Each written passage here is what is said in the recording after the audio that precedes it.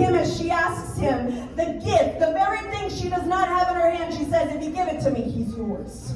Amen. The Bible says that after she prayed that audacious prayer, she ate something.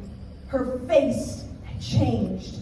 She went her way. She rose the next morning and she worshiped. Everything that had been interrupted suddenly had life and activity again because she went into the presence of God. Let me tell you, her womb may have been empty when she prayed that prayer and even when she worshiped after, but she was pregnant with faith. The size of your worship, the audacity of your prayer will either be a reflection of your faith or an exposure of your fear. Yep.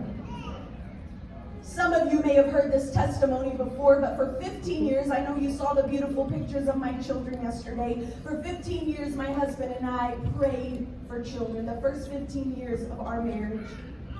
I was at a women's conference in 2017. It was on Mother's Day weekend that year. We had taken a group from our church.